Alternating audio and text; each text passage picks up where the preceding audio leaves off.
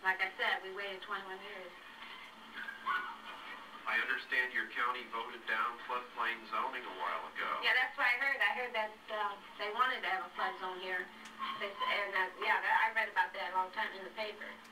But people didn't want it. Do you think that was a mistake? There's your proof. Isn't this all your proof? That was a mistake. Sure it was. Sure it is. Once we have built in the floodplain, then we have a large investment in those areas, and it becomes necessary to protect that investment. Responding to the dilemma shared by all that have investments on the floodplain, the U.S. Army Corps of Engineers has already built numerous levees, dams, and channelization projects. Hundreds more are planned. But the dollars spent complicate the problem rather than solve it. When a river is not leveed, the flood will overflow more or less equally on each side of the river. With compatible land use such as farming and recreation, the river's recurrent cycle of flooding causes little or no harm. When a levee is built to control the flood on one side of the river so as to allow development, the next flood that comes along cannot spread out on both sides of the river, resulting in a higher flood. Because the flood is higher, it is forced to spread out onto the unlevied areas of the floodplain. Yes, I would say that any time that you build a levee on one side of the river, that you cause some constriction to that river because you prevent it from overflowing into its floodplain on that side of the river, that there would be some additional height to the water. Certainly the height of the flood, crested out here at St. Louis on our gauge is about 43 feet, which is higher than had been recorded before. Despite this reasoning, the Army Corps of Engineers have proposed to surround St. Charles County with a massive levee called L-15. Annie Hoagland lives across the river from that proposed $40 million levee. The farmers out here on the floodplain want to build a levee that will protect this land. And we're worried about it in Alton because if the water can't go out here on the floodplain, we're afraid that it will come over into the Alton area. And if they restrict the channel a great deal, it's going to put a lot more pressure on our existing levees. And the water could start causing erosion and more maintenance problems on this side. It possibly could even sometimes top this levee, which would cause millions and millions of dollars worth of damage, because this is all urban development and industry on this side of the river. We're worried that if they build this levee, that the land usage will change drastically. We now have farming and recreation, and they're probably the best possible usage for this floodplain. If the levee were built, we would see a gradual change. We would have people moving on the land, and we'd have a lot more development and building. The history of the St. Louis area supports Pride's fears. What was once rich farmland has become development land, and then industrial land.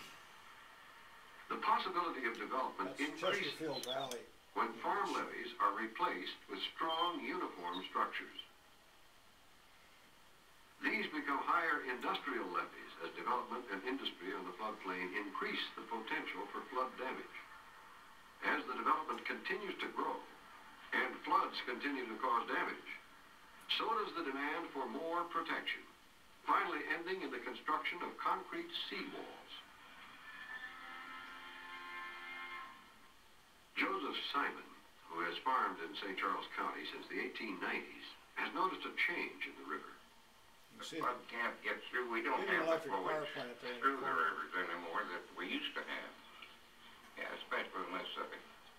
And they have all the flood walls in St. Louis and other places that retard the flow of the river. I say it's a man-made flood. With the help of the Corps, we obtained evidence on the historical flows of the Mississippi River, which reveals a dramatic change in the entire flooding pattern. The basic cause of the flood is the amount of water that comes down the river. As the amount of water increases, the river rises until it's full up to its banks. As it spills over, it spreads out on the floodplain, and the height of the water rises more gradually. The greatest flood recorded for the Mississippi occurred in 1844, and rose to a little over 11 feet above the bank. However, since 1935, the flood pattern has changed, so that a flood of any amount over the bank rises to a higher level. Even though the 1973 flood was only the 7th largest in the amount of water, it was the highest in known history. Projecting into the future, all but the smallest floods can now be expected to rise about twice as high above the riverbank as they did before 1935. Today, a recurrence of the 1844 flood would overtop the St. Louis levee by at least 2 feet.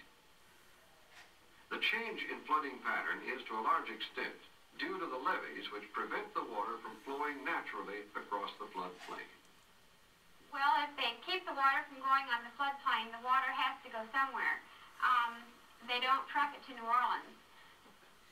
It's common sense that if there's a constriction in water, that the water would have to back up and wait to go through the chute. So communities that had never had water before might find themselves a lot wetter. The large flood walls and industrial levees that are already on both sides of the river around St. Louis form a bottleneck that constricts the natural flow. St. Charles County serves as a holding basin for backed up floodwater, as seen in these satellite photos, taken before and now during the 1973 flood. Further constriction of the river channel below St. Louis forced Mississippi floodwater to rise and back up into the Merrimack River, a tributary 40 miles below St. Louis, where the Willards, after waiting many years, had bought a house.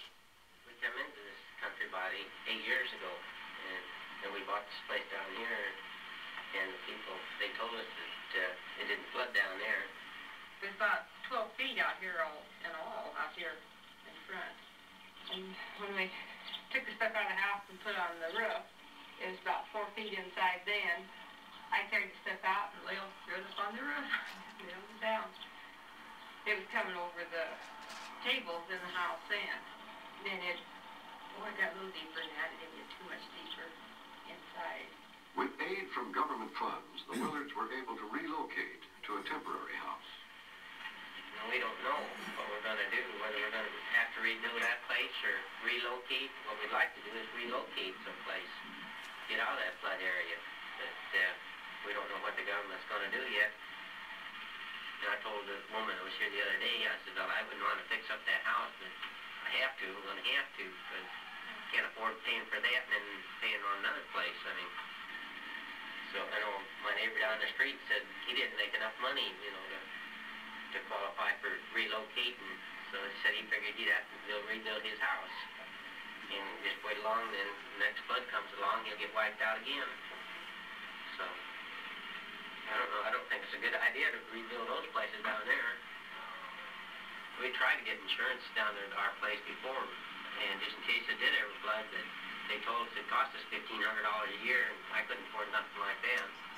When asked if more levees should be built, Mr. Willard summed up the situation. Well, building a levee would help us, but then it's going to put a hardship on somebody else. At the end of the levee, then those people are going to get flooded like we are. I mean, it really help us, but unless they didn't build it big enough that it broke, But if they build a levee, it would help us, but right at the end of the levee, then that's where the water's going to spread out, and it's going to be